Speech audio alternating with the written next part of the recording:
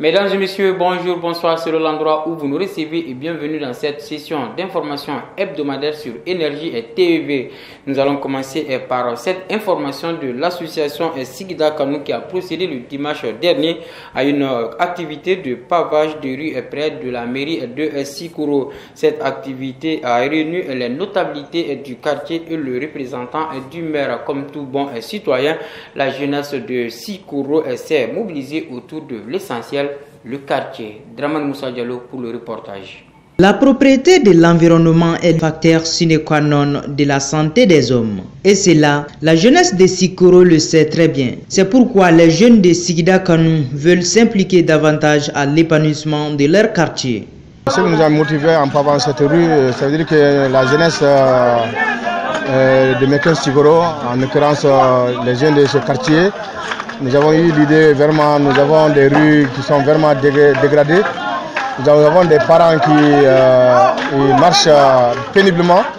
Donc il faut que nous ressaisissions pour que nos parents marchent fiablement et correctement sur les rues sans avoir de problèmes. Donc nous savons toutes les saisons, que ce soit la saison sèche ou la saison pluvieuse, nos rues là sont impraticables pour nos vieux et pour nos vieilles. Donc on a eu l'idée maintenant de mettre à niveau ces rues-là. Donc l'idée maintenant de paver est venue ensuite. Donc maintenant, si l'hivernage venait, trouver ces rues-là en tant que telles, donc l'eau de ruissellement va dégrader ces rues-là.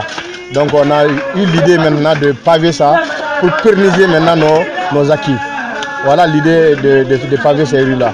Je pense que je ne peux pas expliquer parce que ça dépasse l'attente. Ce que nous attendons, ça dépasse. Donc nous avons, comme le président a tout dit, nous avons envisagé tout simplement d'essayer de réparer les routes qui ne sont pas en bon état. Donc voilà maintenant le pavage d'une de ces routes aujourd'hui. Donc je suis tellement ému. Je suis tellement ému. Je ne peux pas sortir sans remercier les jeunes qui sont là. Vraiment, on les remercie beaucoup. On les remercie beaucoup. Financée par leurs propres fonds, cette activité de pavage est presque capitale vu l'état des rues qui se dégradent chaque jour. Pour ces jeunes, si rien n'est fait, l'hivernage viendra aggraver l'état des rues déjà en péril. Il fait également, même si indirectement, il y a des gens qui nous ont aidés, mais moralement et puis physiquement, on peut dire qu'il y a certains qui sont derrière nous, tels que notre chef de village, en l'occurrence M. Nyare, qui n'a ménagé aucun effort pour la réalisation de ces travaux-là. Donc lui seul, il a vraiment débloqué des moyens, on peut dire que jusqu'à 200 000 francs pour que nous puissions commencer ces travaux-là. Mais également dans nos chefs de famille, nous les avons rencontrés pour leur dire que vraiment leurs enfants ont fait ces travaux-là, donc de mettre les mains dans les poches, il ne reste que maintenant 5 000 francs par mois pour que nous puissions cotiser ça et mettre ça dans la caisse de l'association. Et nous allons maintenant faire les travaux physiques à notre place. Voilà maintenant les gens qui sont derrière nous, nos familles d'abord, les chefs de famille d'abord, et puis nous-mêmes, nous sommes là pour être les manœuvres de ces travaux-là. Sincèrement, c'est par la volonté.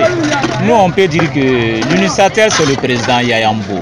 On nous remercie beaucoup. Donc, à travers son initiative, donc, le chef du village, il a dit que vraiment, à part l'association Sigida Kanou, il n'y a aucune autre association qui avait pris cette initiative pour le pavage. Donc vraiment, lui aussi, ce qu'il peut faire, il va le faire. Comme le président a dit, il a débloqué plus de 200 000 francs de notre côté. Vraiment, on nous remercie. À part ça, nous qui sommes là, les membres de l'association, les bonnes volontés qui sont dans ce quartier nous aident. Sinon, à travers ça, il n'y a pas quelqu'un d'autre derrière. Avec notre propre moyen, et le chef de quartier et notre président aussi, qui est en train de faire le bon développement de ces mouvements. Malgré ce soleil accablant en ce mois de Ramadan, les jeunes ont participé massivement à cette activité, tous dévoués pour la cause du quartier. Donc avant de remercier les jeunes qui sont là et la bonne volonté qui nous a aidés, je lance un appel d'abord. Je demande à l'autorité malienne, les responsables qui sont là au Mali actuellement. Donc à Sikoro ici, nous avons décidé de faire ce que nous pouvons. vraiment nous avons décidé de faire ce que nous pouvons. Comme le nom de l'association même détermine, Sigida Kanu, c'est l'amour du quartier que nous avons. Vraiment, nous voulons changer l'image de ce quartier. On les lance un appel, vraiment, il nous peut nous aider, que de loin, de près. C'est l'union qui fait la force. Parce que l'idée qu'on a placée derrière les têtes de ces jeunes-là, c'est-à-dire que c'est la vérité. C'est la vérité qui prône. Et puis c'est ça qui perdure également. Sans la vérité, rien ne peut aller. On a montré que ces jeunes-là, c'est nous qui sommes l'avenir de ce quartier. Et c'est ça qui les anime aujourd'hui. Tu vois, depuis le matin, aujourd'hui nous sommes à mois de carême. Avec cette canicule-là, nous sommes en train de travailler sur ce soleil accablant. C'est-à-dire qu'on montre que vraiment il y a une idée qui est placée derrière l'esprit de ces jeunes-là. Donc dire que maintenant c'est nous qui sommes les bras valus de ce quartier, il faut faire maintenant le travail là à la place de ceux qui devraient le faire. Et voilà aujourd'hui les résultats. Ça fait maintenant 8 mois, chaque dimanche nous sortons niveler ces rues-là. Et aujourd'hui c'était le lancement. Depuis 8 heures on est là donc pour faire ces travaux-là. Et voilà maintenant ce qui anime ces jeunes-là, c'est la vérité. C'est la vérité qui peut finir. Tout ce qui n'est pas la vérité ne peut pas aller. Donc la vérité qu'on a tracée dans les esprits de ces jeunes-là pour que nous puissions avancer. Et voilà aujourd'hui les résultats. Aujourd'hui vraiment ça a été bien fait avec le lancement. Comme on avait dit aujourd'hui, nous allons faire le lancement. Puis on a pu travailler aussi. Vraiment je suis très content et je suis ravi aujourd'hui pour l'association et tous les membres aussi. Enfin, l'association Sigida Kanu lance un appel à l'endroit des autorités, des chefs de quartier et des jeunes à s'impliquer un peu plus dans l'entretien de l'environnement. Ainsi dit un adage de chez nous, prévenir vaut mieux que guérir. L'eau demeure une source de vie, mais malheureusement, en cette période de grande chaleur, certains quartiers du district de Bamako sont confrontés à une pénurie d'eau. C'est le problème fondamental des habitants du quartier de Sabalibougou en commune 5 du district de Bamako qui peinent à avoir de l'eau. Quelles sont les difficultés auxquelles cette population est confrontée? Élément de réponse dans ce reportage réalisé par Alassane Kone. Nous sommes à Sabalibougou, en commune 5 du district de Bamako. Ici, se procurer d'eau potable n'est pas chose aisée. Jiko gele ko nimbana. Ambe si robne dala dondo ante ji soro anga demsenu segele. Gouvernement sera ko hakili to an Sabalibougou ko la jiko la. Abe janye de parce que an segele ande un segele ante ji soro dondo anga sugute jo dondo anga toblite ke ka sababu ke jiko gele yai. Pour cette dame, habitante du quartier, ce calvaire que vit la population de Sabalibougou ne date pas d'aujourd'hui. Sabalibougou bigo la côté depuis 77 Sabalibougou jigo besena. Am meta kolona am kolon jigo. Am ma sigi folo jiga jinya magaja ne sora nga tobli kola. Kabola uromne sena uromne te jite sora kuma be. Kuma kelengelenu sato tugu de ngena na we sato se. Ame ji soro la dono la ante ji soro dono la manga mina cheka na so ali jige la anta soro. Ici, pour avoir de l'eau, les habitants de Sabalibougou sont obligés d'attendre le camion citerne. Ni citerne ngo yerete san citerne kana ngbe klesa ba dono fang meta ji chercher ça. Ka minoe. Dono kera la nere de la ka klesa ba da falenke ya. Mako ka sawa ka jiko gelai. Chera citerne mo kwa ngone femi yunu fe. Jiko ali so ko continue. We mi na ngone dugo ka la ka ka shini kena ko bara.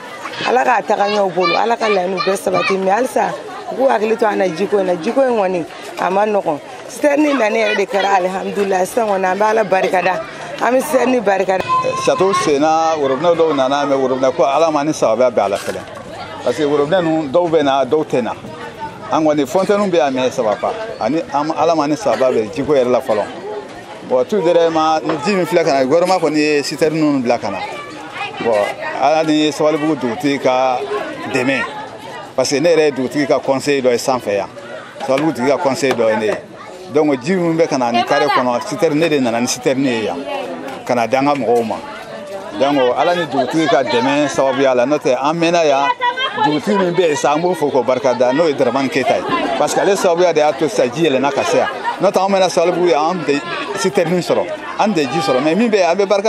Ce camion citerne qui transporte le précieux liquide n'a pas souvent d'air fixe. Il vient à l'improvise. Citerne bena dondo 1h du matin, dondo suguru du kuma, dondo 4h o sogomada ko nana na 8h wakati na. Ma ote kuma be. Ni citerne nana sogomada fe. don dɔ la a bɛna tile kelen bila don dɔ la a tɛ na yɛrɛ an bɛ to jiko maɲumako la ten nɔ n'an ye ji sɔrɔ don n'an ma ji sɔrɔ bɛn an bɛ ala minɛ walima an bɛ taa torokɔrɔ walima ba ka jikɔrɔ n'an bɛ taa ji ta. citerne ninnu na kuma kelen t'a la parce que u bɛ ji ta tuyauba min na hôtel olympique yɔrɔ la o fana wa dɔrɔn ji bɛ tigɛ donc n'o ji tigɛra waati kelen tɛ ji sɔrɔ la bilen donc ni a tigɛra ni a nana waati citerne tigiw mɛnɛ ji sɔrɔ waati o bɛ na ji d'a ma parce que citerne jamaja ye 3 de surumani ye kelen o kelen de bɛ na an ka carré kɔnɔ tɔ 3 ninnu olu bɛ taa yɔrɔ wɛrɛ la donc an kɔni an b'o cogo de la bon citerne kɔni bisa ala ma fɔlɔ. En attendant le retour de l'eau dans le château et les robinets, ce camion citerne est considéré comme une lueur d'espoir pour la population de Sabalibougou qui espère que cela soit continuel même après le ramadan. A noter que toutes nos tentatives pour avoir la version de la SOMAGEP ont demeuré vaines. De fortes pluies se sont abattues sur Bamako et environnant dans la nuit de mercredi à jeudi dernier. Ces intempéries ont provoqué des inondations dans plusieurs quartiers. De nombreuses familles sont sinistrées et se sont retrouvées sans abri. Selon le gouvernement, au moins 15 personnes ont trouvé la mort dans ces inondations. Dans certains quartiers, le dégât matériel est important. Plus de détails dans cet élément. La quantité de pluie tombée sur Bamako dans la nuit de mercredi à jeudi est estimée à plus de 50 mm. Le bilan officiel des inondations à Bamako s'est alourdi. Les derniers chiffres de la Direction régionale de la protection civile font état de 16 morts, 2 blessés et de nombreux dégâts matériels. Ce jeudi, la ville a été frappée par de fortes pluies. Les communes 6, 5 et 2 du district de Bamako sont les plus touchés. Des recherches sont toujours en cours pour une évaluation exacte des dégâts. Quelques heures après le passage des intempéries, une équipe gouvernementale s'est rendue sur les lieux du sinistre et dans les différents quartiers de la capitale. Elle a relogé près de 300 ménages sinistrés de la commune 6 du district de Bamako dans des écoles. Ces familles ont également reçu une aide alimentaire et des kits de couchage. Le ministre de la Solidarité et de la lutte contre la pauvreté a annoncé que des dispositions seront prises pour libérer les passages de l'eau afin d'éviter de tels drames. D'autres mesures ont également été prises par le ministre de la Santé pour prévenir. Toutefois, les autorités ont aussi exhorté les populations à respecter les consignes de sécurité et d'interdiction dirigées des installations anarchiques et d'habitation dans les zones à risque. Pourtant, ces populations reprochent aux mêmes autorités de ne pas assumer suffisamment leurs responsabilités. Certains habitants de Bamako pensent que l'action des autorités municipales n'est pas efficace. D'autres estiment que les mairies devraient prendre des dispositions idoines pour prévenir des dégâts provoqués chaque année par le ruissellement des eaux de pluie dans le district de Bamako. À titre de rappel, en 2013, près d'une trentaine de personnes ont perdu la vie suite à des inondations à Bamako. Ces fortes pluies ont aussi provoqué des dégâts matériels aux déplacés du centre vivant à Bamako. Des tentes détruites, des céréales inondées, tel est le bilan sur le site qui abrite ces déplacés de la région de Mopti. Ils vivent à Faladje en commune 6 du district de Bamako. Ces derniers demandent aux autorités et aux personnes de bonne volonté une assistance pour les reloger avant la saison des pluies. Le jeûne de Ramadan est une obligation religieuse pour chaque musulman en bon état de santé physique et mentale. Cette culture religieuse est d'une importance capitale sur la santé des pratiquants. Toutefois, le jeûne n'est pas sans incident chez certaines personnes. Pour en savoir davantage sur cette pratique religieuse qui est le 4e pilier de la religion musulmane, suivant ce reportage signé Aruna Keita. 4e pilier de l'islam, le jeûne est la privation volontaire de toute nourriture. Cette abstinence qui correspond au mois de Ramadan, 9e mois islamique, permet aux musulmans de consolider leur spiritualité et leur foi. Il a une importance capitale sur la santé des fidèles. Le jeûne permet une urésination des cellules de l'organisme, nettoyer des intestins avec la régénération d'une nouvelle flore intestinale. L'intestin, lorsque nous mangeons, là où les aliments vont, dans l'intestin. Donc, à ce niveau, lorsque l'intestin est au repos, qu'on appelle le tube digestif, quand c'est au repos, ça permet comme si on le lavait. Et comme si cela ne suffisait pas, ça va retapisser l'intestin.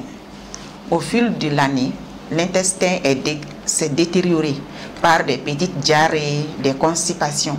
Mais lorsque nous jeûnons, ça permet de faire comme si on va changer les tapis de notre maison. Parce que c'est la face interne qui tapisse l'intestin, qui se met dans cette situation. La flore est carrément régénérée par le jeûne. En gastrologie maintenant, lorsqu'on met le système digestif en repos, cela permet de débarrasser les débris encastrés dans l'estomac. Je sais que l'estomac a des petits replis. Des petits replis comme ça, qu'on appelle, même si tu vois chez les animaux, il y a une partie de l'estomac qui est repliée. Il y a des débris qui se trouvent là-dedans. Et lors du jeûne sur l'être humain, ça va permettre de débarrasser tous ces débris. Le jeûne peut diminuer le risque des maladies cardiaques. On a parlé des vaisseaux, les plaques d'athérome tout de suite là. Dans l'hypertension, ces problèmes sont très fréquents. Voilà, donc le jeûne permet de réduire les risques. Ça fait partie des risques des maladies cardiaques, des problèmes neurologiques et des risques liés au diabète également. Le jeûne réduit également des inflammations. Par exemple, quelqu'un qui a une gonadose, tu verras le rhumatologue, les spécialistes en rhumatologue vont lui demander de perdre le poids. Et ça, c'est le jeûne en excellence. Pour perdre le poids, il n'y a pas d'autre moyen, il faut jeûner. Et quand tu jeûnes, vraiment, ça va te permettre de perdre le poids. Et l'inflammation à ce niveau va diminuer. Et il n'y aura plus de maladies. Peut-être qu'il y a des personnes qui sont carrément guéries de ces inflammations au niveau du genou par le jeûne. Et ça permet aussi de diminuer et de réduire les stress oxydants. Et ça permet aussi de réduire, n'est-ce pas, la pression artérielle.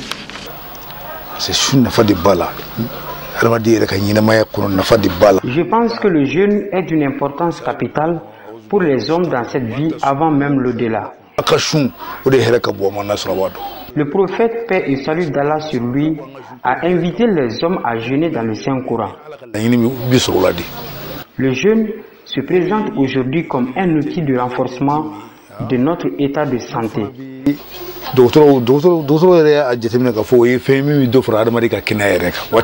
Au-delà de cet aspect sanitaire, ça permet à l'homme de se réserver une place de choix à l'au-delà.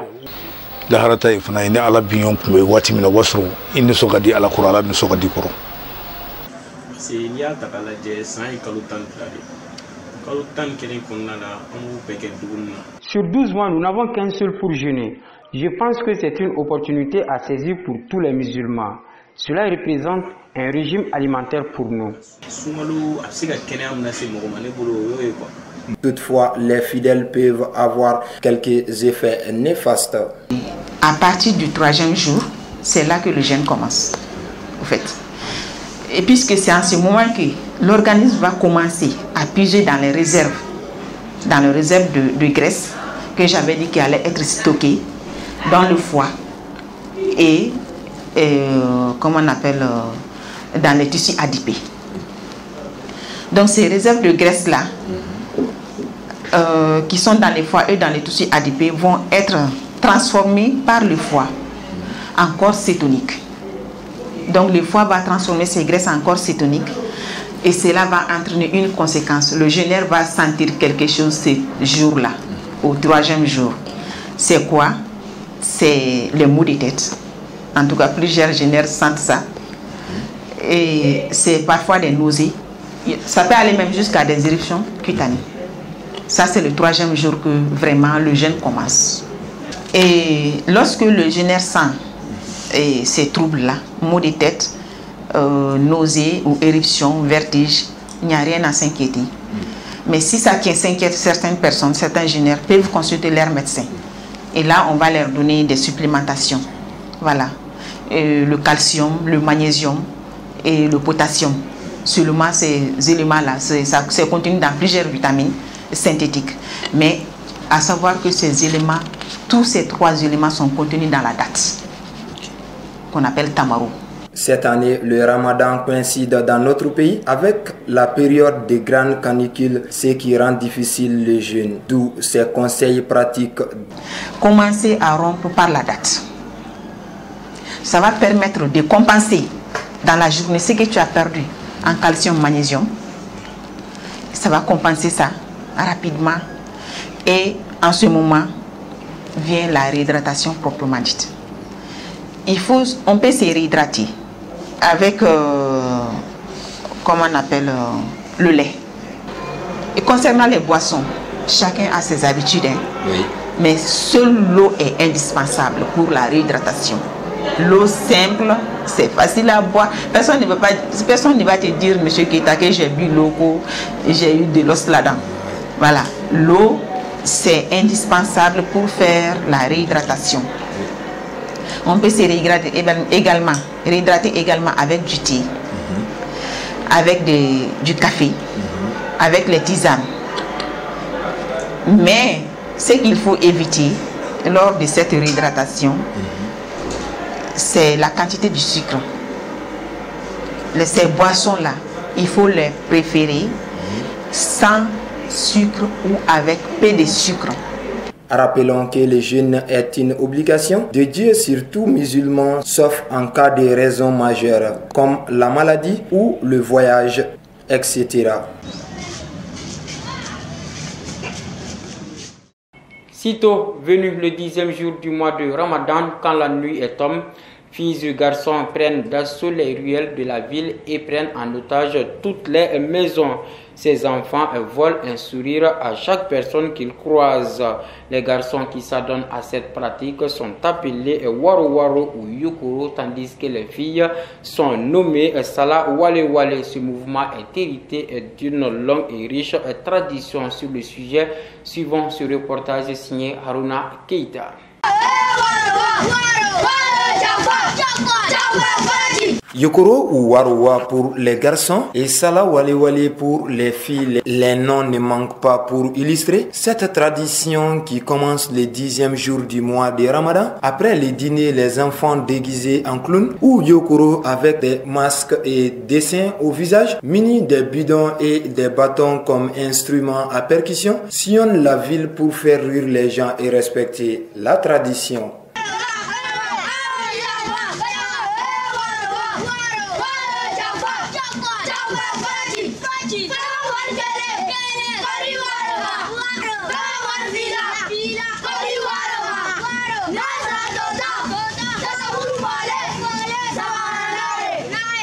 Ces derniers, ne pouvant pas résister aux jeunes, leur donnent de l'argent ou des vivres.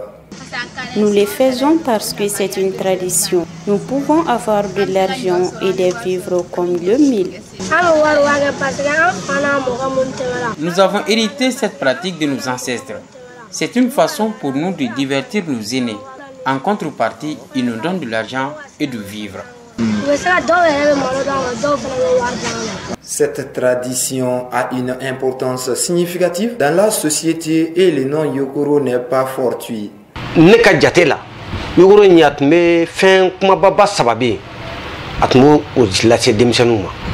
Cette pratique avait trois grandes importances pour les enfants. Le premier objectif était de réunir les enfants autour d'un seul idéal. C'était un véritable cadre de brassage entre les enfants de différentes localités. Le Yokoro commence à partir du 10e jour du mois de Ramadan et doit en principe prendre fin au 12e ou au 13e jour. Pendant ces quelques jours, les enfants sillonnent les familles pour chanter et danser au rythme des instruments à percussion.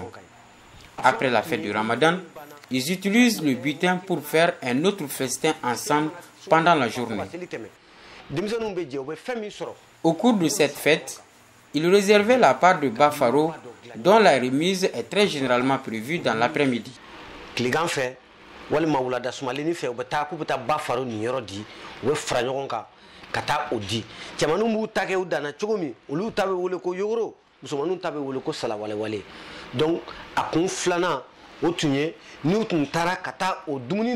La deuxième grande importance est qu'après avoir servi Bafaro, il courait en retournant et celui qui trébuchait était traité de fainéant.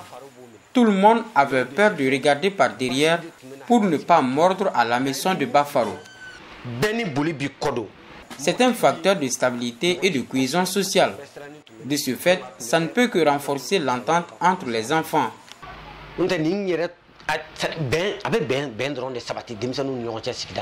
Cette tradition héritée de nos ancêtres a tendance à disparaître les uns et les autres, ignorant son importance. Je pense que c'est nous les parents qui sommes fautifs de toute cette situation. Nous n'expliquons plus les valeurs morales de nos traditions aux enfants. Essayons de valoriser nos traditions, c'est ce qui serait mieux pour nous. On a toujours des valeurs culturelles très importantes qu'il faut vraiment valoriser. Tout le monde s'indigne aujourd'hui de l'éducation de nos enfants. Mais moi je pose la question, l'éducation c'est quoi même? C'est ce qu'il faut chercher à savoir d'abord.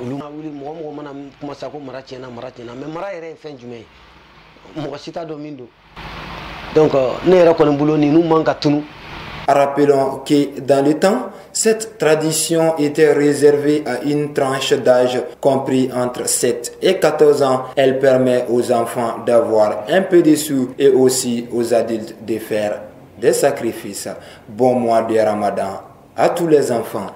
Page sportive pour clore cette session d'information hebdomadaire le samedi 11 mai. Le président du comité national olympique et sportif du Mali, Habib Sissoko, accompagné par son vice-président Abdul Wahab Zoromé, a reçu dans la salle de conférence de son institution les aigles karatéka du Mali ayant occupé la deuxième place au dernier championnat d'Afrique de la zone 2 tenu du 23 au 24 mars dernier. La délégation fédérale était conduite par Maître Adama Mariko, président de la Fédération malienne de karaté. Suivons ce reportage.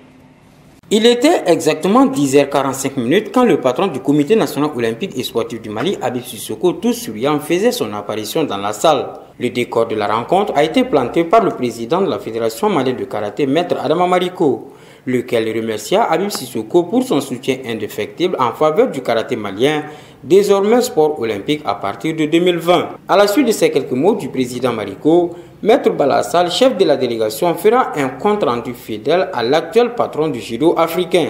De ce fait, il mettra tout d'abord l'accent sur les conditions difficiles dans lesquelles le Mali a participé à cette compétition, tout en saluant la bravoure des jeunes qui ont bien mouillé le kumino. Ainsi, au sortir de la compétition, ajoute-t-il, le Mali a engrangé 7 médailles, occupant ainsi la deuxième place après le pays organisateur, le Sénégal. En plus de ces résultats, il affirmera la promotion de 4 arbitres maliens lors de l'examen d'arbitrage. Aussi, Maître Maranimba a été maintenu à son poste de secrétaire général de la zone 2 et Maître Balassal a intégré la zone 2 en tant que trésorier général lors de l'Assemblée générale tenue en marge de cette activité. Très ému par le geste de la Fédération malienne de karaté, le président Habib Sissoko félicite les jeunes pour leur détermination tout au long de la compétition malgré les conditions difficiles, tout en promettant de récompenser leurs efforts dans les jours à venir. Et à M. Sissoko de faire une brève présentation du Comité national olympique et sportif du Mali aux jeunes avant de conclure en rassurant que sa structure restera toujours aux côtés des fédérations sportives dans le cadre d'appui afin de leur permettre de respecter leur programme d'activité en 2020. Point final à cette session d'information hebdomadaire sur Énergie TV. Merci de l'avoir suivi et bonne suite de programme à notre compagnie. Au revoir.